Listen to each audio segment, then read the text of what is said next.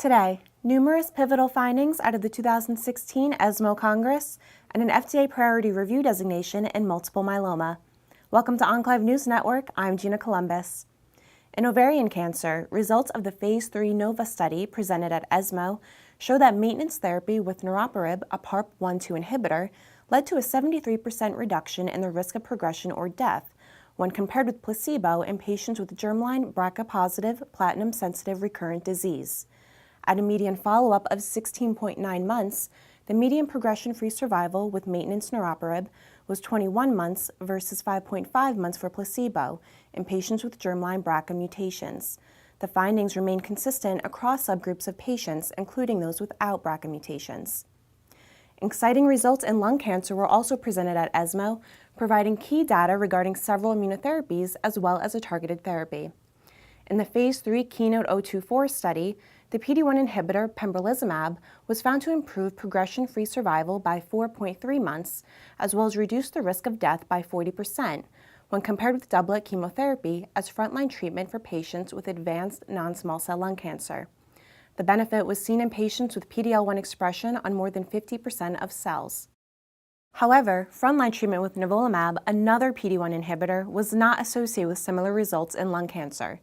When compared with chemotherapy, which had a median progression-free survival of 5.9 months, nivolumab's PFS rate was 4.2 months. Overall survival and response also did not differ significantly between the two treatment groups. No benefit was observed for nivolumab over chemotherapy in patients who had PD-L1 expression on more than 50% of cells. Despite the negative results, evaluation of nivolumab in the first-line setting of advanced NSCLC will continue with the ongoing CheckMate 227 trial. Atezolizumab, a PD-L1 agent, showed promise in patients with advanced NSCLC following failure of platinum-based chemotherapy.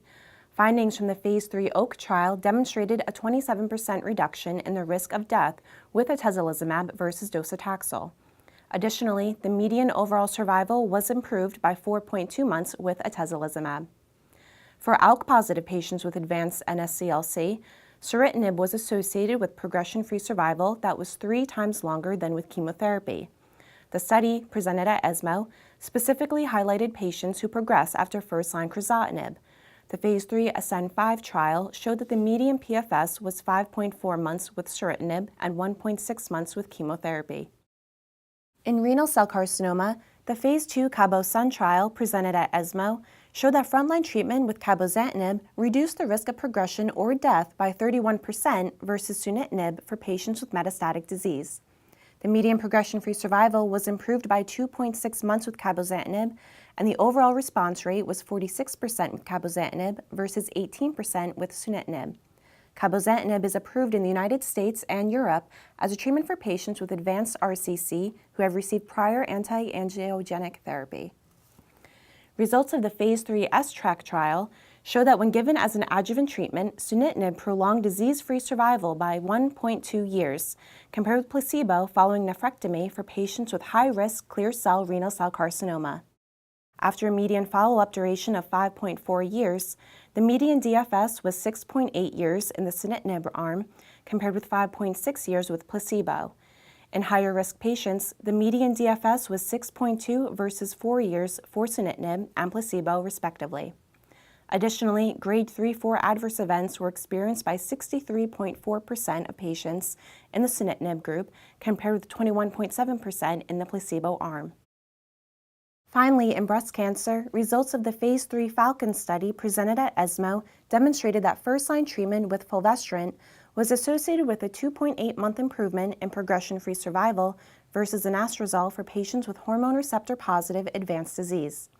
Confirming results of an earlier Phase 2 study, the FALCON trial showed a median PFS of 16.6 months with fulvestrant compared with 13.8 months with anastrozole. The overall advantage appeared to be driven by a substantial difference in PFS among patients without visceral metastases treated with fulvestrant. Overall response rate and clinical benefit rate, however, did not differ significantly between groups.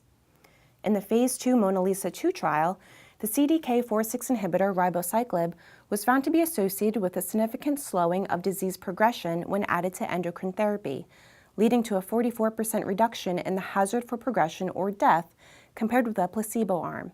The agent was also found to be well tolerated. After a median follow-up of 15.3 months, the ribociclib's group median PFS was not yet reached, while the placebo arm had an estimated median PFS of 14.7 months. Blinded PFS assessment by an independent review committee resulted in a hazard ratio of 0.59 in favor of ribociclib. The 18-month PFS was 63% with ribociclib versus 42.2% for the placebo group. Among patients with measurable disease, the overall response rate was 52.7% with letrozole plus ribociclib and 37.1% with letrozole and placebo. Outside of ESMO, the FDA granted a priority review designation to daratumumab in combination with either lenalidomide and dexamethasone or bortezomib and dexamethasone for patients with relapsed multiple myeloma following at least one prior therapy. The decision was based on encouraging findings from the Phase 3 POLLUX and CASTOR trials. In the POLLUX study, daratumumab plus lenalidomide and dexamethasone led to a 63% reduction in the risk of progression or death versus lenalidomide and dexamethasone alone. In CASTOR, the addition of daratumumab to bortezomib and lenalidomide was associated with a 61% reduction compared with the two drugs alone in patients with recurrent or refractory disease. The FDA is scheduled to make a final decision on the supplemental application for the triplet regimens by February 17, 2017. That's all for today. Thank you for watching Enclave News Network. I'm Gina Columbus.